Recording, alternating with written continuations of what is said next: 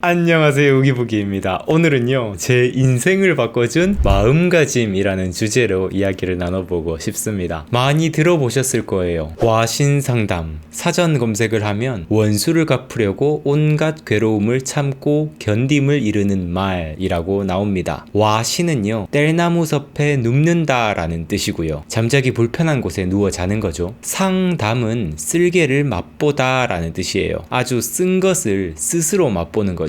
이 고사성어가 나오게 된 배경을 짧게 설명해 드리면요. 춘추시대 때 월나라 왕 구천이요, 오나라 왕 함려를 죽입니다. 이때 함려에게는 부차라는 아들이 있었는데요. 아들은 이제 아버지가 죽으니까 오나라 왕이 되고서 아버지 복수를 맹세합니다. 그 복수하겠다는 맹세를 계속 상기시켜주는 방법이 와신이었어요. 땔감들을 모아놓은 뗄나무 섭에 누워 자면서 이 고통으로 자신의 다짐을 계속해서 새로이 하는 거죠. 나중에 부차는 이 다짐을 결국 성공시키게 되고 구천을 패퇴시킵니다. 이때 부차가 한 실수가 있는데요. 구천을 죽이지 않은 거예요. 구천의 항복을 받아들이고 월나라를 오나라의 속국으로 만들면서 구천을 그냥 살려둡니다. 그 이후로요, 이 구천이 또 복수를 다짐하는데요. 이때 와신상담에 상담이 이제 등장합니다. 구천이 항상 쓸개를 곁에 두고서요, 이걸 항상 맛보면서 자신의 치욕을 상기시키는 거죠. 와신, 상담, 이거 둘 다 진짜 지독한 방법이라고 생각합니다. 잠을 자는 걸 일부러 불편하게 잘 잠들지 못하게 하면서 스스로한테 계속 상기시키는 것도 진짜 좀 지독하고, 그 쓴 쓸개를 계속해서 맛보면서 이거를 이렇게 상기시켰다는 것 자체가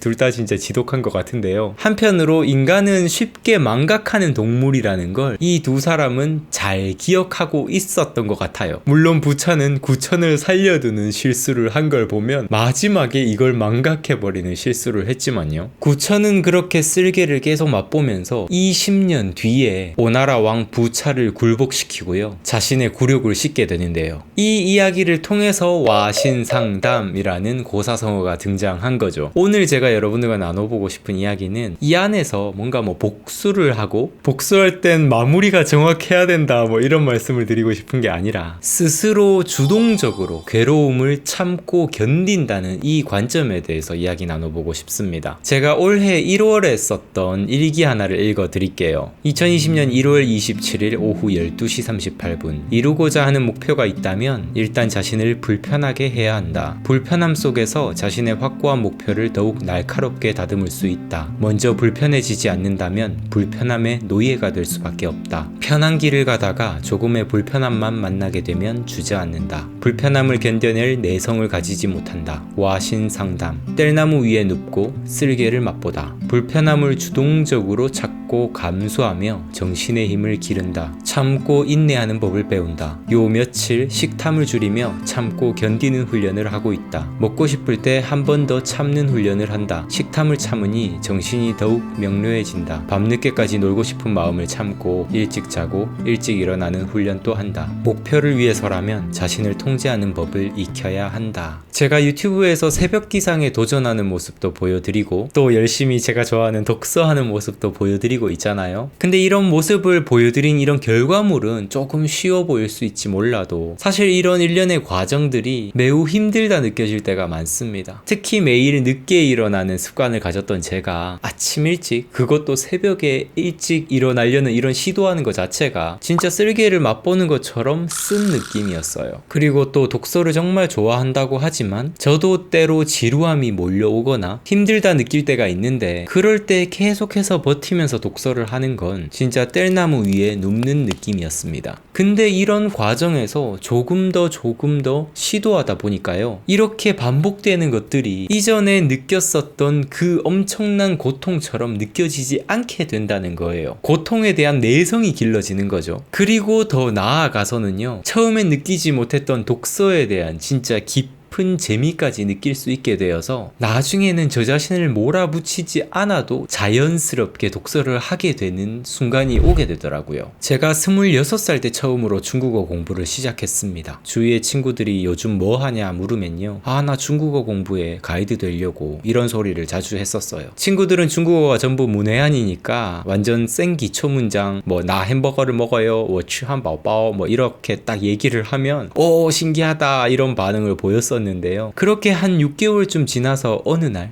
저 자신을 돌아보고 엄청나게 좌절했습니다. 저는 처음에 6개월 동안 정말 열심히 하고 있다고 생각을 했었거든요. 친구들 앞에서 이렇게 중국어 문장을 뱉어보면서 우와 너 중국어 할 줄 아는구나 이렇게 얘기를 해주면 뭔가 거들먹거리는 이런 마음이 생겨나고 어깨에 뽕이 들어가는 거죠. 당시에 저는 정말 공부를 열심히 하고 있었다 생각했었거든요. 근데 저 자신을 조금 객관적으로 바라보니까요, 제 공부량과 중국어 실력이 정말 형편없더라고요. 당시에 제가 하루에 1시간 정도 그냥 공부하면서 성취감 잔뜩 먹고 나 진짜 열심히 하고 있어 이렇게 생각을 했었는데, 물론 안 하는 것보다 하루에 1시간씩 공부하는 게 정말 아주 잘하고 있는 걸 수 있지만, 사실 그때 당시에 저의 상황은 다른 모든 일들을 다 제쳐놓고 중국어 하나로 가이드가 되어 보겠다는, 하루의 모든 시간을 중국어 공부에 투자하겠다는 마음을 먹고 다른 일들은 하고 있지 않은 상태였거든요. 정작 하루에 1시간 깔짝 공부하고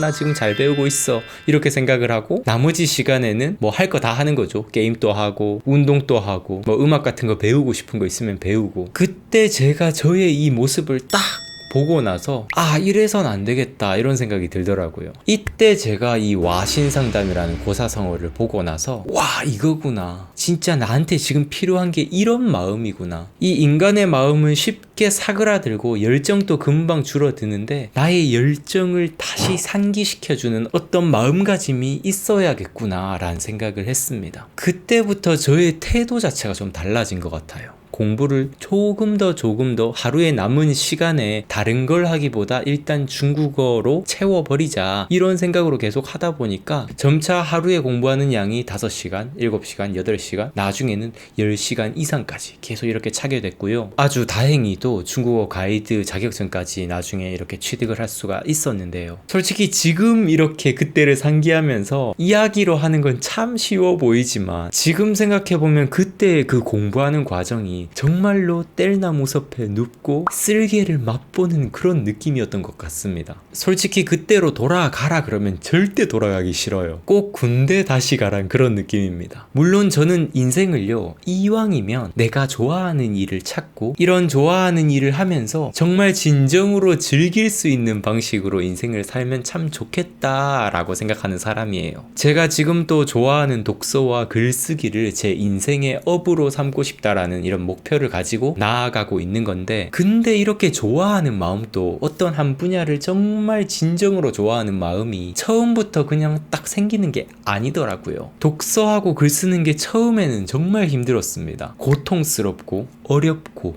귀찮고 그냥 쉬고 싶고, 때로는 내가 이거 왜 해야 되나 이런 생각이 들 때도 있었고요. 근데 이렇게 조금 더 참고 참는 순간을 넘기게 되니까요, 어느 정도의 임계치가 쌓이게 되니까 그때부터 이 독서와 글쓰기 자체를 진정으로 즐길 수 있게 되더라고요. 제가 이런 경험을 하면서 어떤 일을 진정으로 즐기고 좋아하게 되려면 처음에는 좀 어렵고 힘든 과정을 버텨내면서 어느 정도 임계치가 쌓여야 되는구나 라는 깨달음을 얻었었는데요. 아무튼 오늘 이야기하고 싶은 건 이 와신상담이라는 고사성어의 지혜잖아요. 이 와신상담에서 정말 중요한 가치가 주동성에 있다고 생각합니다. 그냥 인생을 살다 보니까 고통이 찾아와서 그 고통을 감내하는 이렇게 약간 수동적인 방식이 아니라 자신이 먼저 주동적으로 이 고통을 맞을 태세를 갖추고 때로는 직접 그 고통을 만들어내서 이 고통에 참여하는 이런 걸 말하는 거죠. 인생을 살다 보면 고통은 불가피한 것처럼 보입니다. 근데 이 고통을요, 단지 부정적으로 생각하면서 우울해하고 힘들어하기만 할 게 아니라 나의 성장의 기폭제로 사용을 한다면요, 여기서부터 내 삶을 대하는 태도 자체가 바뀔 수 있을 거라 않을까 생각합니다. 오늘 이야기를 나누면서 조금 조심스러웠던 건요, 하루에 30분씩 1시간씩 뭐 독서를 한다든지 외국어 공부를 한다든지 운동을 한다든지 자신만의 길을 잘 가시는 분들에게 뭔가 약간 좀 더 해야 됩니다 라는 말씀을 드리는 것처럼 느껴질 수도 있을 것 같아서 좀 조심스러운데요,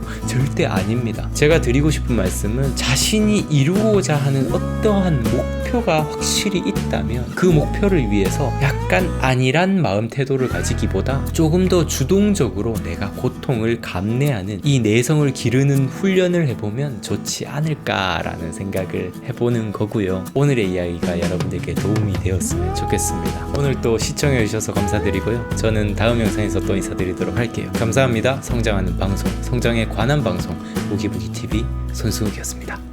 뿅!